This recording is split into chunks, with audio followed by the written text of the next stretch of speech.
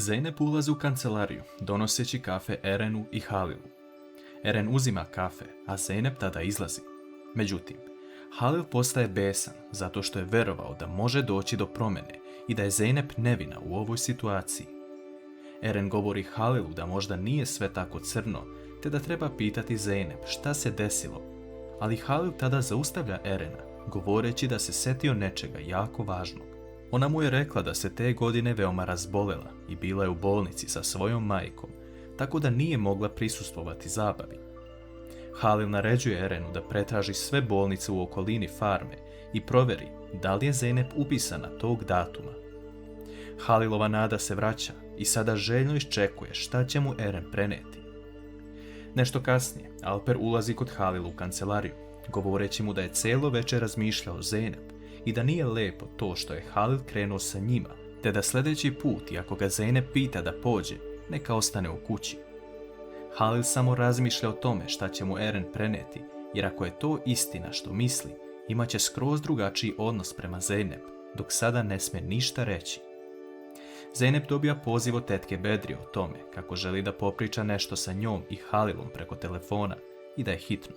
Ona odnosi telefon kod Halila i pita ga da li Bedrije može da priča sa njima, na šta Halil pristaje.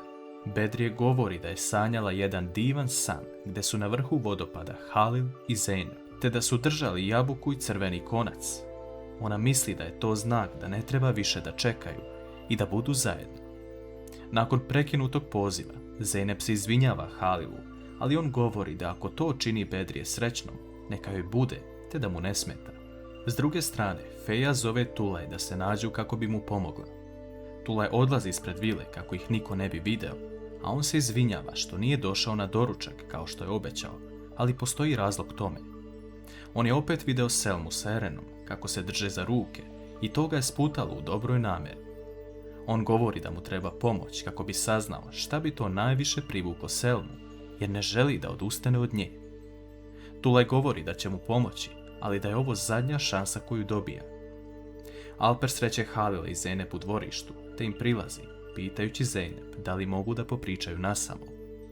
Njih dvoje odlaze u Letnjikovac i Alper poklanja Zeynep jednu maramu.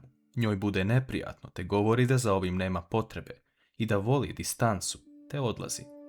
U toku dana, mali dečak Ali zove Halila kako bi mu rekao da je pokvario zmaja i da ne može da nađe novog kako bi se igrao sa svojim drugom. Halil i Zeynep mu govore da će oni danas to uraditi za njega i doneti mu na adresu. Njih dvoje odlaze u Halilovu radionicu i provode dugo vreme zajedno, praveći Aliju zmaja. Nakon uspješnog posla, Halil govori Zeynep da ona ode sa vozačem do Alija, jer on ima jako važan sastanak. Ubrzo, Eren dolazi u Halilovu kancelariju sa informacijama iz bolnice određenog datuma 2009. godine. Halil se plaši šta će pročitati, ali ono što pogleda ga ostavlja u velikom šoku. Halil napokon posle toliko vremena saznaje da je Zeynep nevina i da je on učinio veliku grešku prema njoj i njenoj porodici. Eren ostavlja Halila samog u kancelariji, a on počne da razbacuje namještaj i lupa sve. Ukućani se skupljaju da vide šta se desilo, a Eren im govori da je najbolje da ga sada puste. Halil izlazi napolje, ljutito ulazi u automobil jer niko ne može da ga zaustavi i odlazi na plažu. On u odelu ulazi u vodu i počne da viče na sav glas šta je to sebi dopustio da čitav život okrivljuje nevinu osobu i osobu koja mu je ušla u srce dok je on bežao od nje. Uveče, Halil zove Zeynep pored bazena da popričaju. Ona mu prilazi govoreći šta je toliko hitno, a Halil se u suzama okreće, govoreći da je ovdje došao da se osveti, ali je danas shvatio da je sve to bila laž. Zeynep nije jasno šta on govori, ali Halil joj tada priznaje da je bežao od nje i nije dozvolio sebi da je pusti u srce, što se i desilo. Kako će Zeynep sada reagovati na ovo što nije očekivala?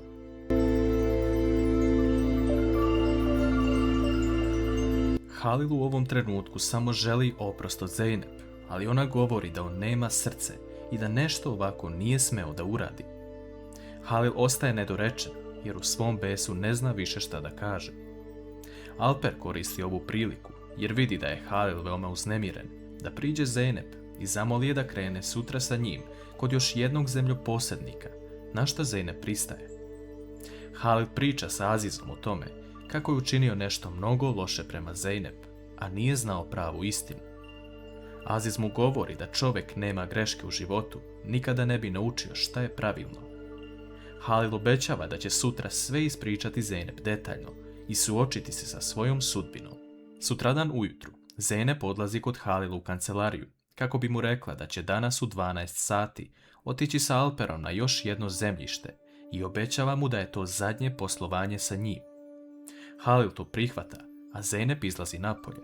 Alper sretne Zeynep, govoreći joj da treba da krenu sat ranije, jer je došlo do male promjene, na što ona pristaje. Alper sprema jednu zamku za Zeynep. Naime, on je poneo parfem koji će ošamutiti Zeynep, a on će se praviti da joj je pomogao. Zeynep i Alper dolaze na određeno mesto i vide da tamo nema nikoga. Ovo je sve Alperova igra, jer je on video da na ovom zemljištu nema nikoga i ovo je savršena prilika da pokupi bodove kod Zeynep, jer će biti sami. S druge strane, Hakan pravi jedan poseban poklon Ferihi, ali po dolasku u restoran vidi da ga nema. On pita Fatmu gdje je poklon, a ona se pravi da ništa ne zna.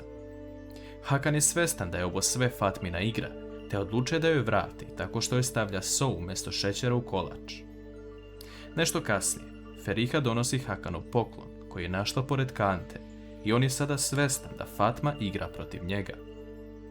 Alper i Zeynep kreću u šumu, a Halil u tom trenutku završava sastanak sa Erenom.